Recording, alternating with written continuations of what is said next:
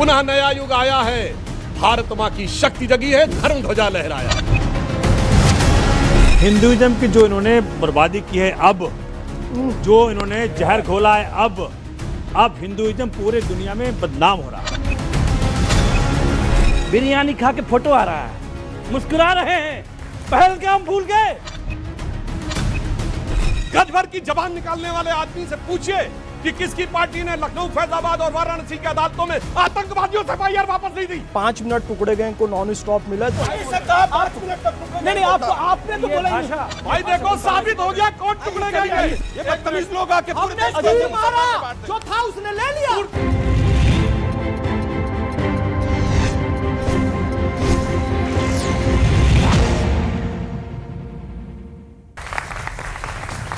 नमस्कार व्यूअर्स, मैं हूं अमीश देवगन और आप देख रहे हैं देश का सबसे प्रभावी और लोकप्रिय कार्यक्रम।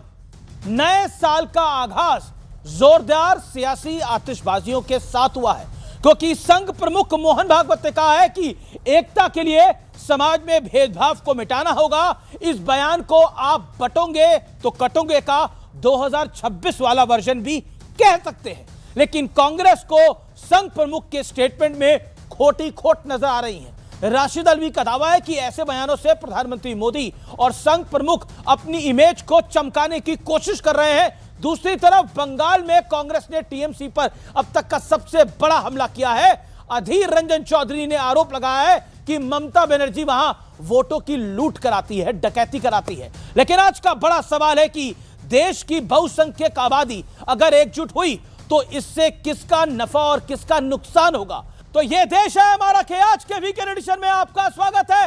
जोरदार तालियों के साथ आपका अभिनंदन है। साल के पहले यह देश है हमारा में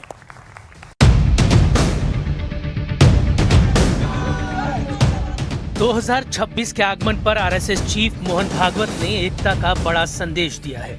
उन्होंने कहा है, जाति, भाषा, संपत्ति या सामाजिक स्थिति के आधार पर किसी का मूल्यांकन नहीं करना चाहिए। जात नहीं देखना, पात नहीं देखना, भाषा कौन सी नहीं देखना, सब भारतवासी मेरे अपने हैं। इसको कहते हैं सामाजिक समरसता। Yogi Adityanath spews hate every day onto Muslims. Hemanta Biswa Sarma abuses Muslims. So first he should go and preach to them. Ask these people that why they are not listening to him. देखिए, मोहन भागवत और प्रधानमंत्री दोनों अपनी अपनी छवि बनाने में लगे। वैसे ये पहला मौका नहीं है जब बंटवारा पॉलिटिक्स के खिलाफ आवाज उठी हो। इससे पहले योगी आदित्यनाथ और प्रधानमंत्री नरेंद्र मोदी भी अपने अपने अंदाज में एकता का संदेश दे चुके हैं। अलग अलग जातियों में टूटने से आप सोचिए कमजोर हो जाएंगे कि नहीं हो जाएंगे। एक है तो, और जब बटे थे तो कटे थे। बटना नहीं है, एकजुट होना है। इस सारे हंगामे के बीच एसआईआर का मुद्दा भी गर्म है। बीजेपी हुंकार भर रही है कि बंगाल से एक एक बांग्लादेशी को तलाश कर देश से बाहर निकाल देंगे। तो टीएमसी और कांग्रेस के बीच क्रेडिट वॉर छिड़ गई है। अगला चुनाव घुसपैठियों को निकालने के मुद्दे पर लड़े जाने वाला है। अब ये राष्ट्रीय सुरक्षा का मामला, तो बंगाल की बॉर्डर सील कर दे, ऐसी देशभक्त सरकार यहां लानी पड़ेगी। इसीलिए कांग्रेस हारी है, नहीं तो कांग्रेस जीतती। भाई बंगाल में बोला ना 1 करोड़ बांग्लादेशी है, सबसे कम डिलीशन बंगाल में हुआ। कैसे हुआ? अब तृणमूल के 80,000 क्रिएटिव काम किया था, हुआ।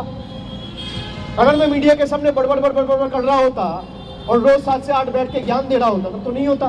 बंगाल में पंचायत चुनाव में, नगर पालिका चुनाव में, कोऑपरेटिव के चुनाव में, कोई भी चुनाव में जहां नामांकन नहीं भरने दिया जाते हैं, मार के भगा दिया जाते हैं।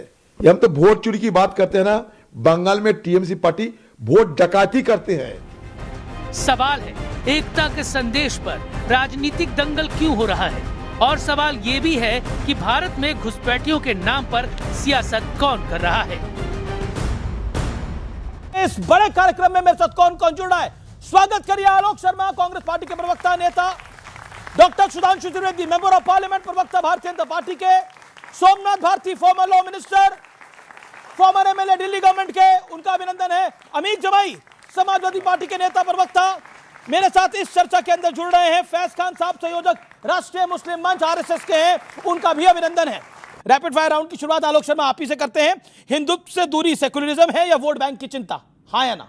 हिंदुत्व से किसी की दूरी नहीं। ओके, दूसरा सवाल, को राजनीति में नहीं घसीटना चाहिए। क्या बंगाल में ममता बनर्जी वोटों की डकैती कराती है, हाँ या ना? वोटों की चोरी होती है। ओके, बंगाल में, ओके आप मानते हैं। ओके, पूरे देश में ओके, मैं बंगाल की बात कर रहा था, मैंने बंगाल का सवाल पूछा, वो नहीं पूछोगे। ओके ओके, मैं आता हूं अमीक जमाई आपके पास। बांग्लादेश में हिंदुओं के मामले में नेताओं की चुप्पी सही है या फिर गलत? गलत नहीं, सही है या गलत है? अजीम, गुनाहे अजीम है, क्रिमिनल्स में नाम लिखा जाएगा। ओके, क्या देश में का मुसलमान धैर्य से काम ले रहा है, नहीं तो दंगा हो सकता है, इस बात से आप सहमत हैं? नहीं, हमारे देश में सभी के सब शांतिप्रिय लोग हैं, मोहब्बत से रहते हैं। सोमनाथ भारती, क्या हिंदुत्व और हिंदू दो अलग हैं या एक है, हाँ या ना? देखिए, हिंदू और हिंदुत्व दोनों प्राइवेट अफेयर है, मैं कह रहा हूं राजनीति नहीं होनी चाहिए। ओके, पर इसको बेडरूम अफेयर मत बोलिएगा। ओके, बंगाल में एसआईआर की प्रक्रिया सही तरीके से हुई है या गलत तरीके से? बंगाल में एसआईआर की प्रक्रिया सही तरीके से हुई है, गलत तरीके से? वहां पहुंच गया है, मुझे समझ के मतलब समझ में नहीं आ रहा कि हो क्या रहा है ये। अच्छा, आपको समझ में नहीं, बॉर्डर इनका उनके पास है, ठीक है, क्योंकि बंगाल में के पास बॉर्डर है, इसलिए आपको समझ में नहीं आ रहा, और वहां से बांग्लादेशी आ रहे हैं। Okay okay okay, Sudhanshu Trivedi, जातिगत जनगणना से हिंदुत्व मजबूत होगा या कमजोर, हाँ या ना? देखिए, अगर जातियों की पहचान, जातियों का सम्मान, जातियों का उत्थान, तो सब मिलकर ऊपर उठेंगे, मगर इनका उद्देश्य है जातियों में घमासान। घमासान से कमजोर होगा। वैसे एक मैं अलग बता दूं, ये कहते वोट चोरी हो गई। बच्चों, बंगाल में कितनी कांग्रेस की सीट है? 0 वाला कहेगा कि मेरी चोरी हो गई। ओके ओके, हिंदू एकता का संदेश बीजेपी और आरएसएस के लिए फायदेमंद है? हिंदू एकता का संदेश बीजेपी और आरएसएस का एजेंडा है, हाँ या ना? यह भारत का एजेंडा है। संपूर्ण भारत के लिए यदि कोई एक गारंटी है जिसमें भारत की श्रेष्ठतम मूल्यों से लेकर और विश्व के लिए सबसे बड़ा जो संदेश है वो हिंदुत्व में है। इसीलिए मैं कह दूं, भारत राइज करने जा रहा है वर्ल्ड में, not to dominate but to motivate. Bangladesh में हिंदुओं को मारना, क्या आपको लगता है भारत में देश की राजनीति में उबाल है, हाँ या ना? देश की राजनीति में उबाल है, व्यक्तिगत रूप से मेरे मन में भी बहुत उबाल है, और देश की 140 करोड़ जनता की भावना को ध्यान में रखते हुए बांग्लादेश पर कठोर कार्रवाई। हिंदू बहुसंख्यक अगर होगा तो देश में सेकुलरिज्म की वही गारंटी है, हाँ या ना? हिंदू बहुसंख्यक है तभी इस्लाम के तमाम फिरके भारत में सुरक्षित हैं, ईसाइयों के तमाम फिरके भारत में सुरक्षित हैं। हिंदुइज्म की जो इन्होंने बर्बादी की है, अब जो इन्होंने जहर घोला है, अब हिंदुइज्म पूरे दुनिया में बदनाम हो रहा है। क्या बात कर रहे हैं आप? कुछ भी दे रहे हैं, क्या बात कर रहे हैं? हिंदुइज्म बदनाम हो रहा है। जो क्रिश्चियन फैज खान, मुस्लिम कंट्रियों ने सबसे ज्यादा प्रधानमंत्री नरेंद्र मोदी जी का सम्मान किया, और फिर कह रहा हूं, जॉर्डन के जो डायरेक्ट आपको लगता है हिंदुइज्म बदनाम हो रहा है पूरी दुनिया में? कितने लोग सहमत है इससे? हाथ खड़ा करें। अरे जी, हिंदू, आप कुछ कहना चाहते हैं इसमें? कोई कुछ कहना चाहता है? हिंदुइज्म बदनाम हो रहा है पूरी दुनिया में? गलत बढ़ रहा है, खड़े होके बोलिए। हिंदुत्व और बढ़ गया है जब से मोदी सरकार आई है, तो इतना ज्यादा लोग जानने लगे हैं। तो नहीं हो रहा? बिल्कुल भी नहीं। आपको क्या लगता है? खड़े होके बोलिए। बल्कि अब हमारे बच्चों को भी सनातन धर्म के बारे में पता है। ओके, आपको क्या लगता है? और कोई कुछ बोलना चाहता है? ओके ओके, मुझे लगता है कि हमारी डेमोक्रेसी और ज्यादा स्ट्रांग हो रही है अब इससे, हिंदुत्व से। अच्छा, आपको कुछ लगता है? सर, जब से खड़े सर जब से बीजेपी सरकार आई है, हिंदुइज्म को आगे तक चलने के लिए और पावर मिली है सर। ओके, हिंदुइज्म को पावर मिली। और कोई कुछ बोलना चाहता है इस विषय के ऊपर? जी। जब हम बच्चे थे, आप लोगों की उम्र के थे, शायद उससे भी छोटे रहे होंगे, राम मंदिर आंदोलन के समय कहा जाता था अगर राम मंदिर बन गया तो मिडिल ईस्ट के देश पेट्रोल देना बंद कर देंगे। आज भव्य राम मंदिर भी बना है, और मिडिल ईस्ट के साथ India middle east Europe corridor भी बन रहा है, और अबू धाबी में भी मंदिर बन रहा है। इसीलिए मैं कहना चाहता हूं, जेन ज़ी के युवाओं जागो, पुनः नया युग आया है, भारत मां की शक्ति जगी है, धर्म ध्वजा लहराया। सुधांशु जी, कांग्रेस का मानना है कि सारी नफरत तो आप ही फैलाते हैं, आपसे मेरा ताल्लुक यह है कि आपकी पार्टी के नेता फैलाते हैं, और फिर भागवत जी ज्ञान दे रहे हैं, मोदी जी ज्ञान दे रहे हैं। पॉइंटेड सवाल है।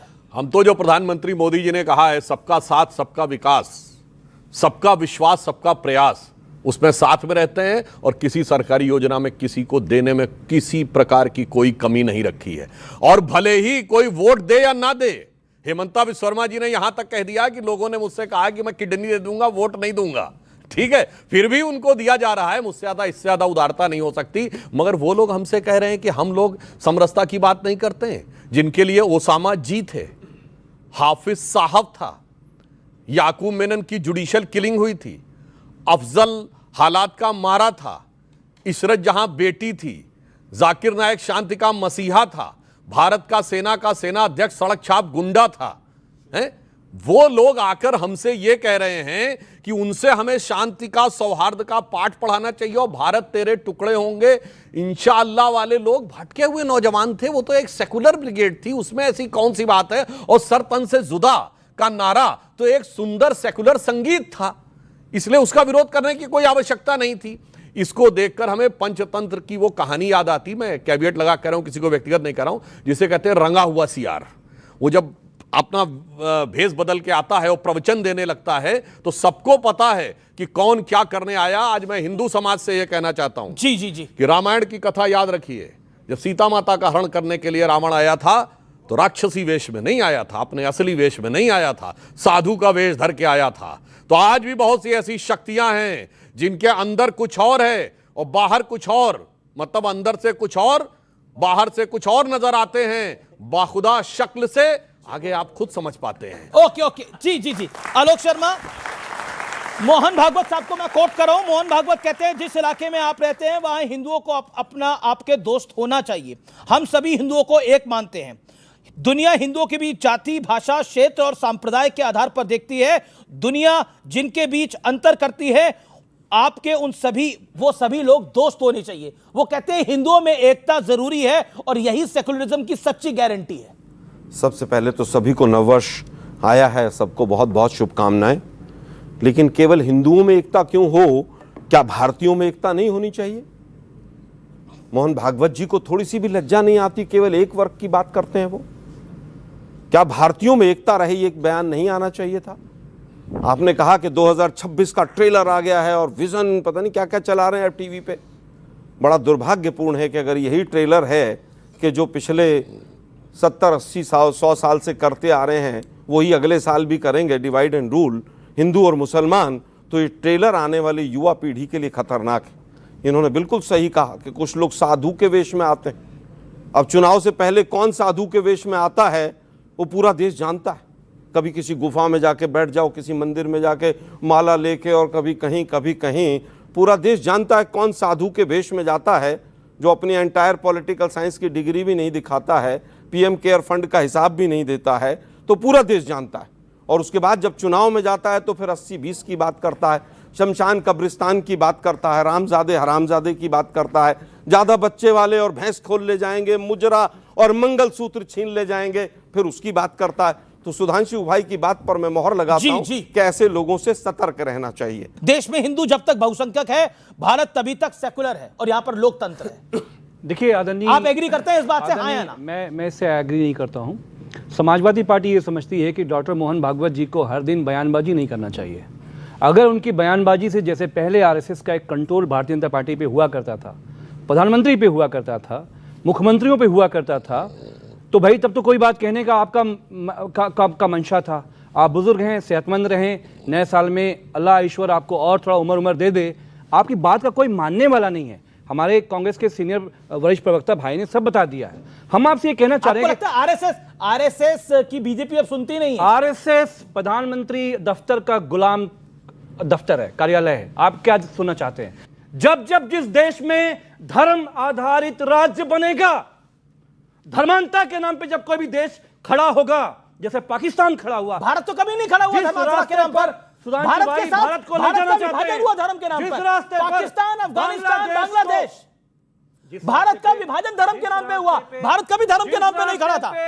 बीजेपी भारतीय कभी धर्म की बात नहीं करते। जिस रास्ते पर बीजेपी आरएसएस भारत को ले जाना चाहती है, जिस रास्ते पर बांग्लादेश आगे बढ़ रहा है, भारतवर्ष में धार्मिक उन्माद होता तो 800 साल मुगल राज करके नहीं जाते। महाराज 200 साल महाराज बोलने न देंगे, आपका एजेंडा खराब रहा, बोलने एजेंडा नहीं, सवाल। बांग्लादेश धर्म आधारित राज पर आज जैसे खड़ा हो रहा है, तो जिस देश में भी धर्म आधारित राज बनेगा, सबसे पहले वहां के माइनॉरिटी पर हमला होगा। Okay, you made your point. हमारा विदेश मंत्री ढाका में क्या कर रहा था? पाकिस्तान के नेशनल असेंबली के स्पीकर के साथ बिरयानी खा के फोटो आ रहा है, मुस्कुरा रहे हैं। पहलगाम भूल गए।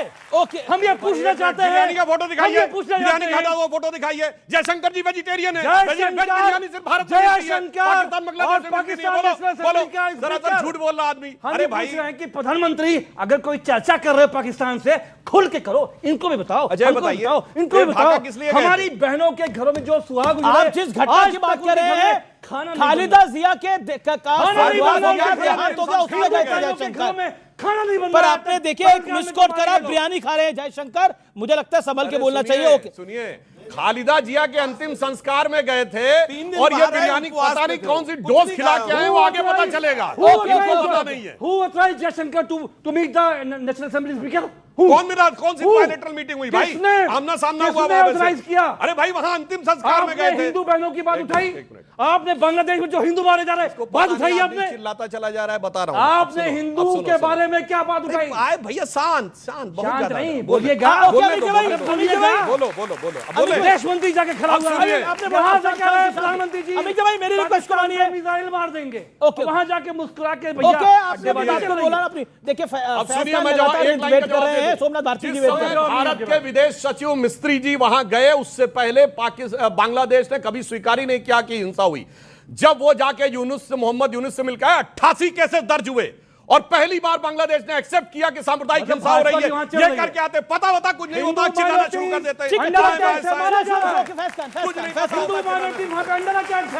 ये कह रहे हैं कि इनका कहना है कि देश में डेट के साथ बोल रहा हूं, उसके बाद 88 केसेस दर्ज हुए। आप क्या कह रहे हैं? उसके बाद ही हुई है भाई। वो हमारी सरकार बनवा रही है, क्या बोल रहे हैं आप? पाकिस्तान के स्पीकर मैं से कहता क्यों हूं मिला? कांग्रेस की बताओ सरकार हो, देश बीजेपी को। की सरकार हो, ये कोई नहीं करता। अमीश ये गलत बात बोली। एक नहीं आपने गलत बात बोली। आपने बोला वहां पर जो हिंदू मारे जा रहे हैं वो ये हमारी सरकार मरवा रही है। ये गलत कह रहे हैं आप। नहीं, ये गलत है बिल्कुल। कह रहे हमने एफआईआर करवाई, गलत आप कह रहे हैं। ये गलत बात आप कह रहे अमीश हैं। जी, चाहे कांग्रेस की सरकार अमीश रही जी, हो, चाहे बीजेपी की एक सरकार मिनट रही हो, अमीश जी। चाहे तीसरी पार्टी की सरकार रही हो, अमीश कोई जी, वहां पर हिंदू नहीं मरवा। अमीश जी, ये नहीं बोलने एक दूंगा। मिनट अमीश जी, एक लाइन। गज भर की जबान निकालने वाले आदमी से पूछिए कि किसकी पार्टी ने लखनऊ, फैजाबाद और वाराणसी की अदालतों में आतंकवादियों से एफआईआर वापस नहीं दी। कोर्ट से फटकार पड़ी, उसके बाद हुआ और सबको सजा हुई। क्या बेहुदेपन से आगे बोलने लगते हैं? आप कह रहे हैं भारत की सरकार मरवा रही है। क्या बोल रहे हैं आप? कमाल की बात है। ओके फैज खान, आपकी बारी है, प्लीज बोलिए। 1 मिनट, क्विकली 1 मिनट। बिस्मिल्लाहिर्रहमानिर्रहीम, रब्बी शांति। इश्रह ली सदरी व यस्सिर ली अमरी वहलुल उक़दतम मिन लिसानी यफ़क़हू क़ौली। बिरादरान हिंद, अस्सलाम वालेकुम रहमतुल्लाहि व बरकातहू। भारत माता की वंदे। देखिए अमीश भाई, 5 मिनट टुकड़े गए को नॉन स्टॉप मिला है, 2 मिनट मुझे नॉन स्टॉप आपको देना पड़ेगा। भारत माता की, हिंदुओं का एक होना।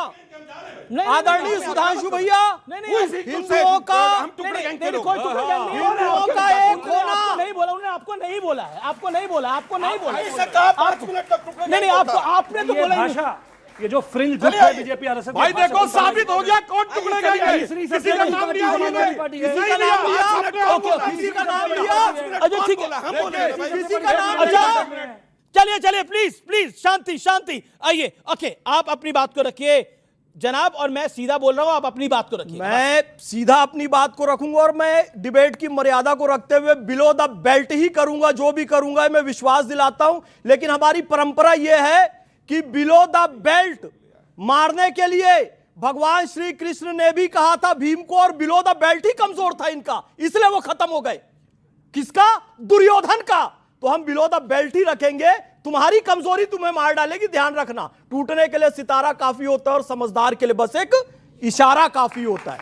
अब मेरी बात सुनिए, मैं एक मुसलमान हूं और भारतीय मुसलमानों की छवि आप लोगों ने यह बनाई है कि वो बम बांधकर फट जाए, आतंकवाद की बात बोले, वो कहे सर तन से जुदा, तब उसे मुसलमान मानेंगे। जब एक मुसलमान कहता है भारत माता की जय, जब एक मुसलमान कहता है वंदे मातरम, जब एक मुसलमान कहता है मैं टुकड़े गैंग में शामिल नहीं होऊंगा, मैं अखंड भारत की बात करूंगा, तो आपकी दृष्टि में मुसलमानों की तो बात ही नहीं हो रही। आपने डायरेक्शन ही दूसरी घुमा ली है। मोहन भागवत ने बोला, मोहन भागवत जी ने जो बात कही है, उस पे आइए। मोहन भागवत जी का स्टेटमेंट कि हिंदू जब तक बहुसंख्यक है, सुनिए, तब तक मुसलमानों के तमाम फिरके और ईसाइयों के तमाम फिरके भारत में सुरक्षित हैं। शिया और सुन्नी के नाम पर पूरी दुनिया में मुसलमान आपस में कत्लेआम करते हैं। प्रोटेस्टेंट, कैरिज्मेटिक, कैथोलिक के नाम पर सबसे ज्यादा कत्लेआम दुनिया में हुआ है, लेकिन याद रखिए शिया, सुन्नी, अहमदिया, देवबंदी, बरेलवी सब सुरक्षित है, तो केवल भारत में सुरक्षित है क्योंकि हिंदू बहुसंख्यक हैं। सोमनाथ भारती जी, देखिए पहले तो ये मैं गुजारिश करूंगा माननीय सुधांशु जी से कि स्वयंसेवक संघ के अंदर एक ऐसा विंग बनाए जिसका हेड इनको बनाए। यही है राष्ट्रीय, बहुत जरूरी है। राष्ट्रीय मुस्लिम मंच है, बहुत जरूरी है, संघ से जुड़ा हुआ राष्ट्रीय मुस्लिम मंच है, राष्ट्रवादी मुस्लिम होगा। और मुश्किल क्या है कि देखिए अभी तक मैं बड़े आसानी से शांतिपूर्वक सुन रहा था सबको। जो बच्चे यहाँ बैठे हुए हैं, जो नौजवान मेरे साथी बैठे हुए हैं, इनके फ्यूचर का, इनके शिक्षा का, इनके सुविधाओं का कहाँ चर्चा हो रहा है? जातियों में बांट रहे हैं, धर्म में बांट रहे हैं। अगर मोहन भागवत जी कहते होते कि जी बच्चों में नौकरियां दूंगा, मैं दूंगा, कहते होते तो सुनता मैं। मुश्किल ये हो रहा है कि उत्तर प्रदेश में एक एसएचओ मोबाइल लेके पीठ पे कहता है भाई तू बांग्लादेशी है, उसका मोबाइल में कह रहा है कि मेरा मोबाइल मापता है सिटीजनशिप। अगर इस प्रकार की मूर्खता इस देश में पनपाई जा रही है, इसलिए पनपाई जा रही है कि हम लोग मूर्ख बन रहे हैं धर्म के आधार पे। धर्म हमारा जाति मामला है, हमारा बेडरूम अफेयर है, किसी को हक नहीं है। सरकारों का दायित्व यह है कि जी जाति मामला तो धर्म, मैंने सुना था बेडरूम अफेयर है धर्म, ये पहली बार सुन रहा हूं। बेडरूम अफेयर कहने का मतलब यह है कि कितना प्राइवेट अफेयर है मेरा, इसके अंदर सरकारों का कोई औचित्य नहीं बनता कि उसके अंदर इंटरफेयर करें। आप देखें, मतलब वहां इंदौर के अंदर कितने बच्चे मर गए, कितने लोगों की डेथ हो गई गंदे पानी से, और क्या कह रहे हैं वहां के मंत्री? घंटा पॉलिटिक्स कर रहे हैं, घंटा बोल रहे हैं। आप सोचिए, इस देश के अंदर मीडिया की यह औकात हो गई, एक सच्चा जर्नलिस्ट उसको क्वेश्चन करता है मंत्री को, कैलाश विजयवर्गीय साहब को, और वो घंटा बोलता है, उसके बाद चैनल डिलीट कर देता है। तो क्या करेगा पत्रकार? चूंकि हमने बीजेपी को खुला छूट दे दिया है, धर्म के नाम पे हमको मूर्ख बनाते रहो और अपना उल्लू सीधा करते रहो। ठीक है, देखिए एक धर्म के लिए धर्म घर के अंदर का अफेयर है, और दूसरे के लिए सड़क पे पत्थर फेंकते हुए का अफेयर है, और दूसरे के लिए क्या है कि सड़क के ऊपर ही सारी धार्मिक वो होती है प्रक्रिया, और कभी भी मतलब वो बाहर निकलेगा एक धर्म स्थल से पत्थरबाजी करते हुए, इंस्पेक्टर अयूब पंडित जैसे लोगों को मार वार भी देगा श्रीनगर में, तो वो कोई अफेयर नहीं होता। That's all together a different thing. तो इसलिए मैं कहना चाहता हूं, अब जो आपने हिंदू की बात कही, ग्रोथ की बात, बिल्कुल मैं कहना चाहता हूं, एक दौर था इस देश में, कहा जाता 2% की ग्रोथ रेट होती थी नॉर्मली, 1.5, 2, 2.5, इससे ऊपर भारत की ग्रोथ रेट नहीं होती थी 50 के दशक से लेकर 90 के दशक तक, और उसका मजाक उड़ाया जाता था ये हिंदू ग्रोथ रेट है, यानी हिंदू इससे आगे नहीं बढ़ सकते। आज मैं पूछना चाहता हूं, आज वर्ल्ड की सारी मेजर इकोनॉमीज में फास्टेस्ट ग्रोइंग इकोनॉमी कौन है? भारत 8.5% के साथ, ये हिंदुत्व की ग्रोथ रेट है। जब से हिंदुत्व वाले आए हैं तब से ये अंतर आया है, और अब हम चौथी बड़ी अर्थव्यवस्था बने हैं, चौथे बड़े स्टॉक एक्सचेंज बने हैं, तीसरे बड़े ऑटोमोबाइल मैन्युफैक्चरर बने हैं, दूसरे बड़े मोबाइल हैंडसेट के मैन्युफैक्चरर बने हैं, और डिजिटल ट्रांजैक्शन में दुनिया के नंबर 1 देश बने हैं, और चांद के छूते कोने दक्षिण ध्रुव को छूने वाले दुनिया के पहले देश बने हैं। यह हुआ है जब से डेवलपमेंट की बात हुई है। और इस समय महंगाई की दर पूछिए किसी से, आज कोई महंगाई का नाम नहीं लेता। महंगाई की दर बहुत कम है, 2%, 2.5% के आसपास है। बेरोजगारी की दर इस समय दुनिया के जितने भी बड़े बड़े देश हैं, चीन से लेकर अमेरिका तक, उन सब में सबसे कम है। और इस कारण से मैं ये अंत में ये भी कहना चाहता हूं, फ्यूचर में हिंदुत्व का क्या रोल है। आज मैं बच्चों से कहना चाहता हूं, सबसे ज्यादा किस चीज का क्वेश्चन पूछते हो? एआई से जाके पूछते हो ना, और एआई में सबसे ज्यादा यूज होने वाला प्लेटफॉर्म चैट जीपीटी है। चैट जीपीटी के ओनर सैम ऑल्टमैन से पूछा गया कि साहब कौन सा ऐसा क्वेश्चन है जो आपको लगता है एआई के पास जिसका जवाब नहीं है पर शायद आपके पास है। You know what was the reply off Sam Altman? उसने कहा the absolute equivalence of Atman and ब्राह्मण। आत्मा और ब्रह्म में एब्सोल्यूट इक्विवेलेंस है। ये उत्तर एआई के पास नहीं है, मुझे पता है। ये वही है जो आदि शंकराचार्य ने कहा था, जीवो ब्रह्मे नापरा। और अभी देखिए बहुत सारे क्लिप कठुआ गैंग वाले पीछे पड़ जाते हैं, ऐसा नहीं कहा, ऐसा नहीं कहा। तो मैं फिर चैलेंज करके रहा हूं, 27 दिसंबर 2022 2:34 AM पे सैम ऑल्टमैन का ट्वीट है, कोई अभी जाकर चेक कर ले। Absolute equivalence of Atman and ब्रह्मन, यानी एआई का भी अगर आगे जाकर कोई फ्यूचर दिखता है। और मैं एक और बात करना चाहता हूं, ये क्वांटम कंप्यूटर का नाम सुना होगा। क्वांटम की खोज किसने की? मैक्स प्लैंक ने। मैक्स प्लैंक का 25 जनवरी 1931 को 1925 को ऑब्जर्वर में दिया गया इंटरव्यू है, जिसमें उसने कहा है कि रियल जो है consciousness is primary and the matter and energy are the derivative. यही हमने कहा संपूर्ण जो ब्रह्मांड है वो चेतना। सोमनाथ जी एक सेकंड आ रहा हूं, क्या आलोक शर्मा अमित अभी इन्होंने, मेरे भाई ने बहुत अच्छी अच्छी चीजें गिनवाई। इन्होंने ये भी बताया कि 35 रुपए में पेट्रोल मिल रहा है, इन्होंने ये भी बताया कि 40 रुपए का डॉलर मिल रहा है। ये बताना भूल गए, मैं बता देता हूँ। 91 रुपए 92 रुपए पे डॉलर हो गया। वो तमाम पत्रकार बड़े बड़े ट्वीट्स करते थे। देश के प्रधानमंत्री जो आज हैं वो क्या क्या ट्वीट करते थे कि सरकार की नाक गिर गई, सरकार का सर गिर गया, सरकार का ताज गिर गया, पता नहीं कौन कौन से ट्वीट थे। आज एनसीआरबी के आंकड़े मोदी जी पढ़ लीजिए एक बार जरा, महिलाओं पर अत्याचार कितना बड़ा है।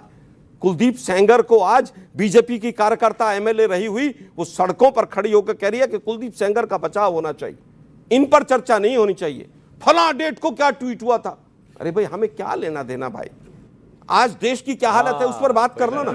AQI पर कोई बयान नहीं आएगा, मोदी जी का कोई ट्वीट नहीं आएगा। बांग्लादेश के ऊपर बार बार तमाम हिंदू संगठन, हिंदू मुसलमान अपने देश में करेंगे। अरे भाई सरकार नाकाम है।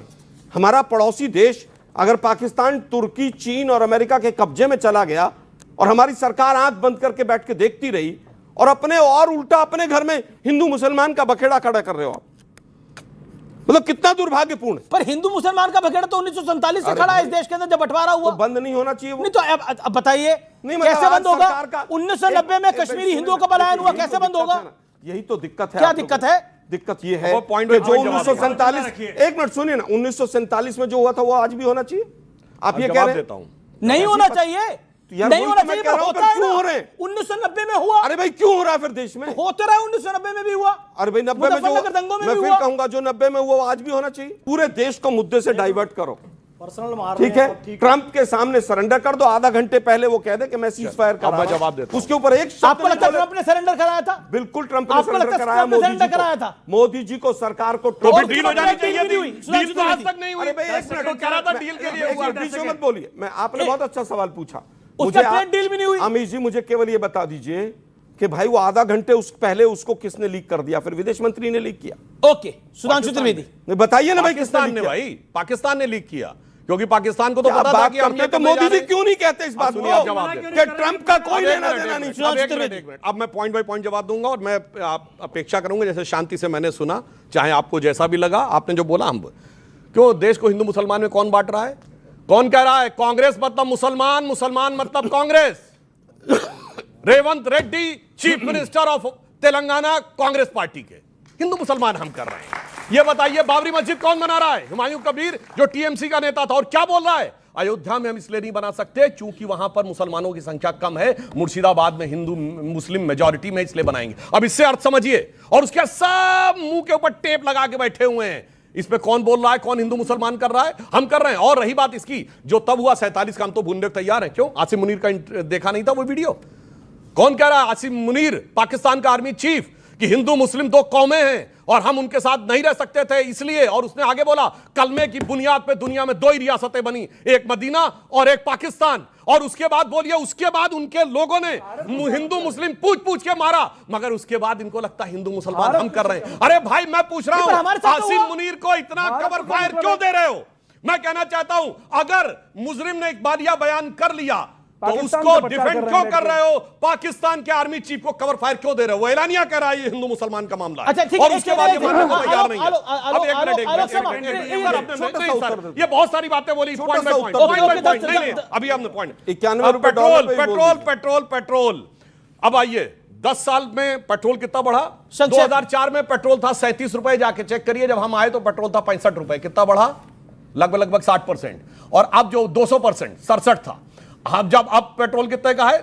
94-95। कितना बढ़ा? 60%। तो जब 10 साल में देखेंगे तब आप उसके अनुसार देखेंगे ना कि कौन सा पेट्रोल कितना बढ़ा। अब एक और बात मैं कहना चाहता हूं, देखिए इन्होंने कहा कि आरएसएस को तो एकदम वो कर दिया है। ए भाई, फिर राहुल गांधी कहा जाके लंकावी से लेके कोलंबिया से लेके जर्मनी तक बोलते हैं कि आरएसएस ही सब कुछ रन कर रहा है, आरएसएस भारत के। भाई राहुल गांधी सही है, आप ये बता दीजिए। ओके, मैं राहुल गांधी का आरोप सही है, आप ये बता दीजिए। बार-बार कह रहे हैं, मैं फिर ऑडियंस के पास भी आ रहा हूं।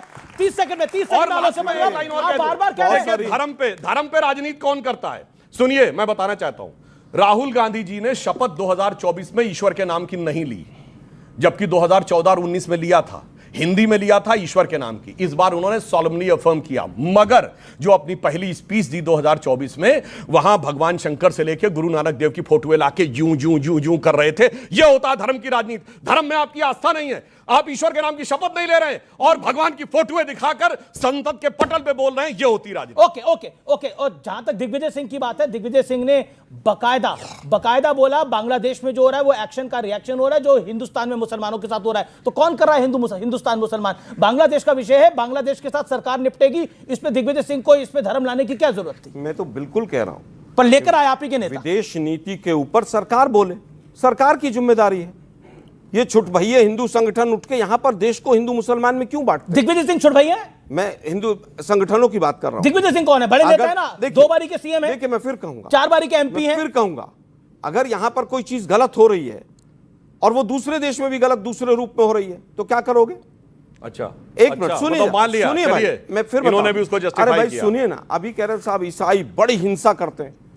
अभी एक प्रवक्ता महोदय ने कहा था वो आपस में रोमन कैथोलिक प्रोटेस्टेंट। अरे सुनिए अभी एक हफ्ते पहले अरे प्रभु एक हफ्ते पहले क्रिसमस गया है। देश के अंदर 100 से ज्यादा जगह हिंसा, हिंदूवादी वो भगवा पहन के क्रिसमस के ट्री तोड़ दिए गए।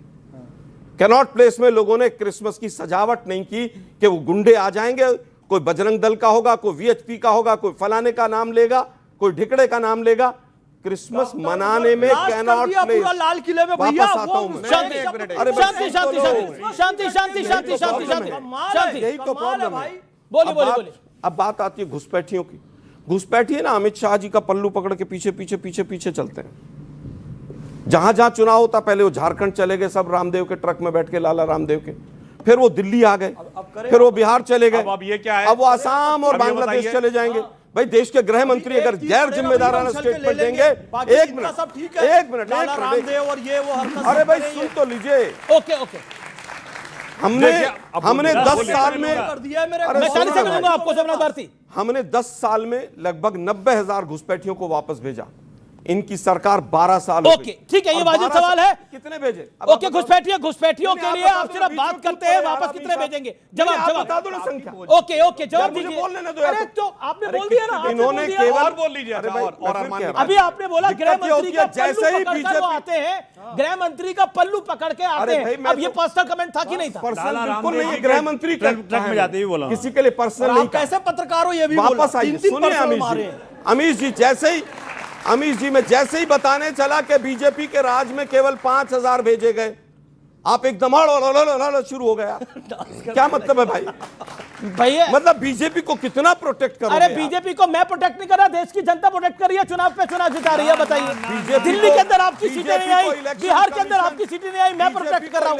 नहीं तो और मीडिया प्रोटेक्ट कर रहा है। अरे भाई इलेक्शन का अच्छा, फिर सुप्रिया सुले कह रही है कि इलेक्शन, इसी इलेक्शन कमीशन से मैं 4 बारी जीती हूं। क्या करेंगे आप? मैं फिर कहूंगा। और जहां तक आप वोट चोरी की बात करें, आपके नेता कह रहे हैं कि ममता बनर्जी तो वोट की डकैती करती है। ओके, वोट की डकैती करती है, बोलूंगा। ओके, लेकिन आप इंडिया अलायंस को एक नहीं रख पा रहे हैं, ये बड़ी बात है। एक सेकंड, ओके, आप इंडिया अलायंस को एक नहीं रख पा रहे हैं, ये बड़ी बात है, बड़ी बात। ओके, सोमनाथ भारती, मैं आपके पास आता हूं, आपके पास बस केवल टू द पॉइंट। हाँ, 20 सेकंड। पहली बात, कितना झूठ बोलते हैं कि 100 जगहों पे हुआ, केवल 4 केसेस रजिस्टर्ड है और जो क्रिसमस ट्री जलने वाला केवल 4 है ना सर। बात सुनिए, हुआ कितनी जगह? 4 जगह तो कैनॉट प्लेस बोल रहे हैं भाई।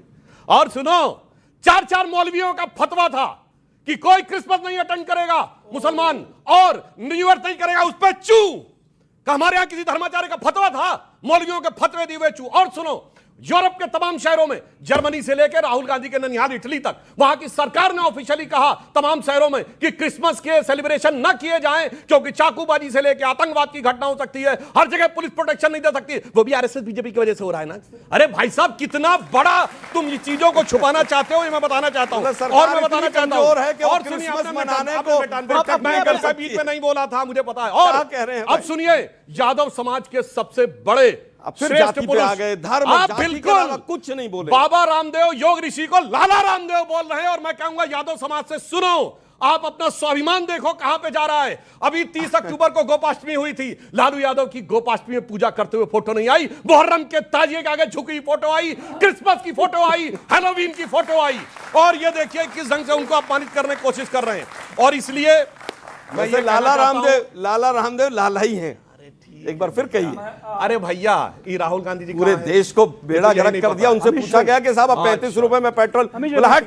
बिल्कुल, अब आपके सामने आप ही क्या का जवाब सहयोगी दल दिया बोल था? रहा है, या मैं बोल रही है। मैं बोल दूं, अब सुनिए। मेरा क्या फाड़ लेगा, क्या उखाड़ लेगा?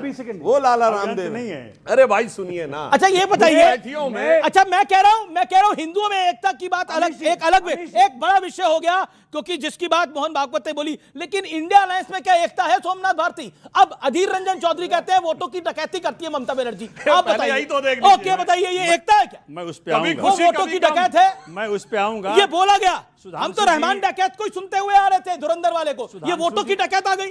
सुधांशु जी जानते हैं ना रहमान डकैत कौन है? इंटेलेक्चुअली हमें समझा रहे थे कि कैसे कैसे किस किस मेरे प्रश्न का जवाब। मैं आऊंगा उस पर, बिल्कुल आऊंगा। किस किस ने, गूगल ने, चैट जीपीटी ने क्या क्या कहा। थोड़ी देर मैं बच्चों से भी पूछता हूं, इस वक्त का कौन है एजुकेशन मिनिस्टर? बताइए कितनों को मालूम है? धर्मेंद्र प्रधान एक को मालूम है? हो गया, बच्चे एक को मालूम है ना? धर्मेंद्र प्रधान, हाँ। एक को मालूम है? एक को नहीं। मुश्किल क्या है कि माननीय एक के सुधांशु नहीं, जी, कईयों ने नाम आपकी लिया। पार्टी 11 साल से सेंटर में है और वैसे कई मैं और कई नहीं राज्यों में सर, मैं आ रहा हूं। ऐसा एक हो एजुकेशन मिनिस्टर बताइए जो पौवे के बदले में पौवा भी देता हो, वो किस पार्टी का? अच्छा हम बताते हैं आपको, पौवे के बदले पौवा पूरे भाजपा राज्यों में बट रहा है। नहीं, चलिए मेरे साथ गुड़गांव में, एजुकेशन मिनिस्टर चलिए मेरे साथ गुड़गांव में, एक ही जगह इनकी वो ऐसी और सरकार कई थी, वो निकल एजुकेशन गई। मिनिस्टर के घर में पौवा बट रहा है। अरे चलिए, अब पौवे पे चलिए कहाँ दिखाता हूं आ गए? आपको मैं। सर कहाँ बात करते करते क्या लेवल आ 20,000 गया? स्कूल पौवे पे यूपी आ के गए हम अंदर, लोग। महाराज सुनिए, 20,000 स्कूल यूपी के अंदर बंद सर कर अभी दिए गए। पौवा आ गया, थोड़ी देर में कोई और भुजिया और मुफली लाएगा, बंद करिए सब कुछ। शराब खाने खोल दिए गए, मालूम है आपको? अच्छा लेकिन सुनिए सुनिए, ऐसा है बच्चों की जिंदगी तब सुधरेगी। अरे बच्चों की जिंदगी क्या सुधारना, पहले इंडिया अलायंस की जिंदगी तो सुधारिए। किसकी? इंडिया अलायंस की जिंदगी कैसे उस पे आ रहा सुधारें? हूं, उस पे आ रहा उस पे तो आओ, जिस विषय दिन- आपका वही है। जिस दिन- बच्चों की जिंदगी बच्चे सुधार जितनों लेंगे, पे- इनके जितनों माँ बाप पे- सुधार लेंगे इनकी जितनों जिंदगी। पे हम डिपेंडेंट हैं जी, चैट जीपीटी हो, गूगल हो, एक्स हो, फेसबुक हो, इंस्टाग्राम हो, सब पे। बिल्कुल। हिंदुस्तान में कब बनना शुरू होगा? हम खाली सब्सक्राइबर ही रहेंगे कि हम कुछ पैदा ये नहीं अच्छा पॉइंट है, ये आपका अच्छा पॉइंट है, ये बहुत मुश्किल अच्छा क्या पॉइंट है? जितना टैलेंट यहाँ बैठा हुआ है ना, सुनिए, हिंदुस्तानी टैलेंटेड कम नहीं है। यही हिंदुस्तानी, मैं आईआईटी का खुद हूं, मैं अमेरिका में खूब रहा। यही हिंदुस्तानी जब फॉरेन में रहता है ना, इनको माहौल मिलता है। यहाँ माहौल क्या मिल रहा है? बच्चे कहाँ जा रहे हैं? मैं तो चैलेंज करता हूँ मीस जी, आप देखिए, आप बड़े पत्रकार हैं देश के, ये जो जाते हैं ना चर्च के आगे हुड़दंग करने, जहाँ जहाँ जाते हैं, उनमें कोई नेता का बेटा नहीं होता, अमित शाह जी का बेटा नहीं होता, हमारे नितिन गडकरी साहब का बेटा नहीं होता, किसी भी भाजपा का नेता का बेटा चर्च के आगे, मस्जिद के आगे इंडिया अलायंस पर गरीब फंसते हैं। इंडिया अलायंस पर आप कुछ नहीं बोले, काफी पूरा अब देखिए, अब आगे मौका, हाँ बोले बोले बोले, हाँ बिल्कुल, मैं आपको बताऊंगा, आऊंगा। आप चाहते हैं बोलिए? हाँ हाँ बोलिए बोलिए। ठीक है, देखिए, मैं नहीं चाहता आप बोलिए। नहीं ऐसा है, सच बोलना जरूरी है। क्या है कि क्या है भैया कि बंगाल में इनका जो ऑब्जेक्टिव कुछ और है कांग्रेस का, वहाँ कांग्रेस का ऑब्जेक्टिव जीतना नहीं है। वहाँ कांग्रेस चाह रही कि पीछे से हाथ मिला लें, जैसे दिल्ली में मिलाया भाजपा के साथ हाथ, जैसे आम आदमी पार्टी हराने का प्रयत्न किया इन्होंने, हम पकड़ नहीं पाए उस वक्त। इन दीदी पकड़ ली हैं, दीदी पकड़ ली हैं कि जी कांग्रेस इस बार भाजपा के साथ मिलके टीएमसी को हराना चाहती है। आप तो कहते रहे, आप तो कह चुके हैं कि राहुल गांधी जब तक इंडिया अलायंस का नेतृत्व करेंगे, इंडिया अलायंस का कुछ नहीं हो सकता। हमने कह दिया बात, मैं फिर से कह देता हूं, जब तक माननीय राहुल जी इंडिया अलायंस को लीड करेंगे, जब तक वो पीएम फेस बने रहेंगे, ये देश पीएम के रूप में उनको स्वीकार नहीं करता। किसको स्वीकार करेगा, उनको नहीं करेगा तो फिर? बहुत सारे चॉइस हैं। ओके, बहुत सारे चॉइस। ओके, एक लाइन बोल दो फिर। आलोक शर्मा, आलोक शर्मा, ना आलोक शर्मा, मैं आ रहा हूं।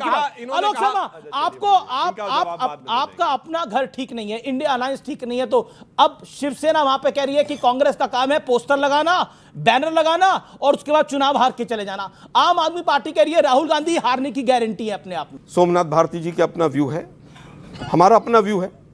एनडीए छोड़कर, इंडिया गठबंधन छोड़कर चले गए, वो ऑफिशियली छोड़कर चले गए, क्या ये सच नहीं है? ईडी, सीबीआई, इनकम टैक्स मुझे दे दो भाई। अगर बीजेपी के कैंडिडेट ढूंढने से भी मिल जाए तो गठबंधन तो भाड़ में गया। अगर कोई चुनाव लड़ने आ जाए, भाड़ में गया, मैं कह रहा हूं चुनाव भी लड़ने आ जाए तो। ऐसे आपकी भाषा का ऐसे नहीं थे आलोक जी। नहीं, मैं फिर कहूंगा, भाड़ क्या, मैं फिर कहूंगा, भाड़ को मुहावरा है, भाड़ में जाना मुहावरा है, उससे कोई बड़ी बात नहीं। जिस देश के अंदर 5 साल तक ईडी का डायरेक्टर 5 साल तक ईडी का डायरेक्टर सुप्रीम कोर्ट कहता हो गैर कानूनी तरीके से और 99% रेड विपक्षियों के यहाँ हो, तो केजरीवाल जी का डर हो सकता है, क्या दिक्कत? ओके, डरे हुए हैं केजरीवाल? जवाब भैया देखो, केजरीवाल इकलौता शख्स है इसने खुल के खेला, कहा हम झुकेंगे नहीं तो जेल मुझे भले भेज दे। मुख्यमंत्री भी तिहाड़ में भी मुख्यमंत्री जेल कौन नहीं गए हैं? सुधांशु जी को तिहाड़ में भी मुख्यमंत्री रहे, डरे नहीं? मुझे मालूम है कहां चोट पहुंचती है उनको। देखिए राहुल जी ने जो कॉम्प्रोमाइज किया, राहुल गांधी ने कॉम्प्रोमाइज किया नेशनल हेराल्ड केस में, किसके साथ कॉम्प्रोमाइज किया? नेशनल हेराल्ड केस में उनका अंदर जाना तय था। मोदी के साथ? जी। आप कह रहे नरेंद्र मोदी के साथ राहुल गांधी ने कॉम्प्रोमाइज किया? दोनों में कॉम्प्रोमाइज क्या है? बोल रहे हैं आप प्रधानमंत्री बनते रहो, जीतते रहो, न्यायालय के ऊपर हमको जेल मत भेजना। नेशनल हेराल्ड केस जो कि बिल्कुल ओपन एंड शट केस है, उनका जाना तय था। राहुल गांधी जी ने कॉम्प्रोमाइज मोदी के साथ करा हुआ, अब इससे बड़ी बात क्या होगी? तभी तो दिल्ली में कहा उन्होंने हम तुम्हारे साथ हैं, आम आदमी पार्टी को हराओ। कई बार हंसी भी आती है, राहुल जी मोदी जी के साथ है, कई बार हंसी भी आती है। एक और मुहावरा, अरे भाई मैं तो भैया को जो सपा से आए मेरे भैया, नहीं उनको बोल रहा हूँ, सलाह दे रहा हूँ, मैं तो समझ जाओ इनसे। भाई इलेक्शन में ये भी समझ जाओ कांग्रेस को अलग कर दिया, वो तो सपा को भी सलाह दे रहे हैं कि समझ जाओ, आपका मिडास टच नहीं है, दूसरा वाला टच है। मैं थोड़ा सा केवल ये कहना चाहूंगा, एक मुहावरा है, बोला खिसियानी बिल्ली खंबा नोचे। बिल्कुल दिख रहा है, ज्यादा कुछ नहीं। जिनको 6 सीट आए, बिहार जैसे राज्य में जहाँ 6 सीट आए, हमें 6 आई, हमें 10 आई, हम वो कह रहे खिसियानी बिल्ली आप लोग हैं। मैंने कहा हम 6 लड़े, हम 10 लड़े, केजरीवाल भी तो लड़े थे, उनको 15 आई होंगी भाई, 15 आई होंगी बिहार में उनकी, केजरीवाल जी भी तो लड़े थे। लेकिन आप अपना मुकाबला केजरीवाल के साथ कर रहे हैं बिहार में? बिल्कुल नहीं कर रहा हूं, यूपी में इनके साथ करें, हर यूपी में आपका 2 है, मैं फिर कहूंगा बिहार में 6 है, पंजाब में 0 है। मैं फिर कहूंगा कितनी सीट आगे पंजाब में बताइए, पंचायत में? हर पार्टी को अपनी बात रखने का अधिकार है, चुनाव लड़ने का अधिकार है। सर मेरा सवाल ये है कि आप सब पॉलिटिशियन से पहले अंग्रेजों ने शुरू किया था डिवाइड एंड रूल, लेकिन अंग्रेजों के बाद कुछ भी अंग्रेजों की जरूरत है ही नहीं, क्योंकि आप जैसे पॉलिटिशियन ही हमारे इंडिया में डिवाइड एंड रूल कराते हैं। और मुझे एक और बात कहनी है कि जब आपके पास पावर है और इतने बड़े जर्नलिस्ट उनके पास पावर है, और जब हमारे देश में किसी भी लड़की के साथ कुछ गलत होता है, कोई रेप होता है, तो यहाँ पे जर्नलिस्ट खड़े होके उनसे आवाज क्यों नहीं उठाते हैं कि वो चीज क्यों हुई? इतनी बड़ी बहस आज बीजेपी, कांग्रेस, ये सरकार, वो सरकार, उनके लिए की जाती है, लेकिन लड़कियों के साथ इतना बड़ा कोई अपराध पर कुलदीप सिंह सेंगर के विषय पे पर सरकारों ने आवाज उठाई और पूरी वाइड कवरेज हुई, उसके बाद ही कार्रवाई हुई। तो फिर जब डिवाइड एंड रूल की बात आती है, ये लोग डिवाइड एंड रूल करते हैं, और जब ये चीजें होती हैं तो उतने बड़े पर्दे पे क्यों नहीं दिखाई जाती चीजें? आप लोग ओके, सब नेताओं के लिए सवाल है डिवाइड एंड रूल। कई अंग्रेजों ने डिवाइड एंड रूल किया, डिवाइड एंड रूल क्या किया ये बताइए। मैं पूछना चाहता हूं, हिंदू समाज में जितनी जातियां हैं, ये किसी हिंदू धर्म ग्रंथ में लिखा हुआ दिखा दीजिए, चैलेंज करके पूछता हूं। 6000 जातियां हैं, एक दिखा दीजिए 6000 जातियों का नाम। ये Herbert Risley British census commissioner ने 1901 में 2314 जातियां डाली, उसके बाद 1931 में 4114, और उसके बाद भाषा पे लड़ाया, उत्तर दक्षिण में तमिल और हिंदी के बीच में मतभेद पैदा करने का प्रयास किया, सिखों को अलग करने का प्रयास किया, लिंग्विस्टिक स्टेट्स बनाए गए, और उसके बाद कहा गया उत्तर भारत वाले आ रहे हैं, दक्षिण वाले वो हैं जो अभी भी राहुल गांधी के अंकल बोले थे ना कि वो पश्चिम वाले जो हैं वो तो अरब से आए हैं, और पूरब वाले चीन से आए हैं, उत्तर वाले यूरोप से आए हैं, और साउथ वाले अफ्रीका से आए हैं। अब मैं ये भी बात कह दूं, जो हिंदू मुसलमान की बात है, वो डिवाइड एंड रूल अंग्रेजों के जमाने में कहा था। औरंगजेब के जमाने में छत्रपति शिवाजी महाराज लड़ रहे थे, क्या अंग्रेजों का डिवाइड एंड रूल था? गुरु गोविंद सिंह जी के चाचा साहबजादे उस समय अगर बलिदान हो गए तो वो अंग्रेजों का डिवाइड एंड रूल था ना? वो डिवाइड एंड रूल नहीं था। डिवाइड एंड रूल ये था कि जाति, प्रांत, भाषा में हिंदू समाज को डिवाइड करो और उसके बाद रूल करो। अब मैं जो महिलाओं के साथ हुआ, बिल्कुल अगर एक भी घटना होती है तो संवेदनशीलता के साथ उस पर कार्रवाई होनी चाहिए, मगर जब कश्मीर में कहा जाता है कि हिंदुओं छोड़ के चले जाओ और अपनी बेटियों को यहां पे छोड़ के चले जाओ, और उसके बाद उसके ऊपर चुप्पी नहीं रखी जाती, उनका समर्थन किया जाता है। सर जैसे कि बांग्लादेश में अभी रिसेंटली एक हिंदू को जलाकर सरेआम, उसमें कुछ नहीं होता बेटा, वो सब सेकुलर है। अच्छा नहीं, आप सवाल पूछिए। सरेआम जलाकर मार दिया गया, तो इस पर आप क्या कहना चाहेंगे? जी जी जी, जिस तरह दीपू के साथ हुआ उस पर आप क्या कहना चाहेंगे? ठीक है, छोटा सा उत्तर दे देता हूं। ओके सवाल आप मैं देता हूं। बेटा जब बांग्लादेश बना, 2 टुकड़े हुए, और जो समझौता हुआ बांग्लादेश से, उसमें यह लिखा है कि अगर यहां पर माइनॉरिटी या हिंदुओं के ऊपर अत्याचार होगा तो हमारी सरकार भारत की हस्तक्षेप करेगी, और हम सेना का भी यूज कर सकते हैं। अब ये काम विपक्ष करेगा क्या? चलिए, आप लोग केवल हिंदू मुसलमान में मत बंटिए। हिंदू मुसलमान ने सवाल पूछा। सुनो ना भाई, सुनो ये ना। सवाल हिंदू मुसलमान क्या है? सुनो ना, बांग्लादेश में तो हिंदू को जला के मारा गया। सुनते नहीं हो ना इस बात को। सुनते नहीं। मेरा तो कहना सवाल ये ही है हिंदू मुसलमान का। कि यहाँ पर धरने प्रदर्शन करके आप अपने समाज को बांट रहे हैं। एक तो देखिए, पहली धरना बात प्रदर्शन सरकार के खिलाफ होना चाहिए कि सरकार जागे और सरकार बांग्लादेश की सरकार आप कह रहे हैं यहाँ पे धरना प्रदर्शन नहीं होना चाहिए। ओके सुधांशु त्रिवेदी, ये सब आरएसएस बीजेपी कराती है। शिमला समझौते में वो लाइन दिखाई है जिसमें लिखा हुआ हो कि अगर अब संख्याओं के साथ होगा तो सेना का यूज करेंगे, और अगर था तो 1992 में सबसे ज्यादा मैसेकर हुआ, और जिस समय तस्लीम नसरीन ने किताब लिखी लज्जा, तो उसको आपने अपने यहां आकर प्रेस कॉन्फ्रेंस नहीं करने दी। बाकी की तो बात छोड़िए, बड़े बोल रहे हैं वहां पे फौज भेजने वाले। 1983 में आईएमडीटी एक्ट लेके आए इंदिरा गांधी के जमाने में कि अगर कोई बांग्लादेशी घुसपैठिया आएगा तो उस एक्ट में जानते क्या प्रावधान था? अगर आपको लगता है कि आपके बगल में कोई बांग्लादेशी घुसपैठिया आ गया है और आप पुलिस को रिपोर्ट करें, तो आपकी जिम्मेदारी आप साबित करें वो बांग्लादेश में कहां का रहने वाला है। उसके आगे हमारे नेता आपने बोला धरना प्रदर्शन से, ओके सुधांशु जी, आपने बोला धरना प्रदर्शन से यहाँ क्या होगा? आपकी बात को माना। एक बात बताइए, जो फिलिस्तीन और हमास को लेकर यहाँ पे धरना प्रदर्शन हो रहा था और प्रियंका गांधी वाड्रा जी तो बाकायदा बैग लेकर चली गई थी, उससे क्या हो गया? उससे क्या हुआ? वो तो अटल बिहारी वाजपेयी का स्टेटमेंट सुना आपने फिलिस्तीन के बारे में? आप अटल बिहारी वाजपेयी से सीख रहे हैं? आप अटल बिहारी वाजपेयी से सीख रहे हैं? हम हर अच्छी चीज सबसे सीखना चाहते हैं। क्या आप अटल बिहारी वाजपेयी के खिलाफ हैं? मैं आपसे पूछ रहा हूं कि आपने बोला धरना प्रदर्शन, मैंने कहा उत्तर मिल गया। आपने बोला बांग्लादेश हिंदुओं के खिलाफ जो हुआ उसके खिलाफ धरना प्रदर्शन नहीं होना चाहिए। 57 इस्लामिक देश है, एक यहूदी देश है, कई क्रिश्चियन देश है, हिंदुओं का देश तो यही है, सिखों का देश तो यही है, यही होगा अगर मारा जाएगा तो। अमीश जी, यहाँ पर धरने प्रदर्शन होके और हमारे समाज को बांटा जाए वो गलत है।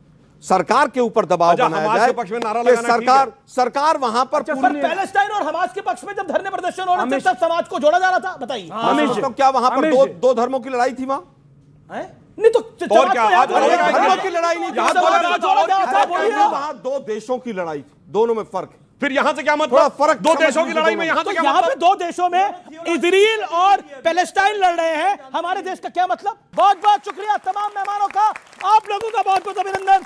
फिलहाल आज के इस एडिशन में इतना ही। फिलहाल आज के इस एडिशन को यही समाप्त करते हैं। नमस्कार, धन्यवाद।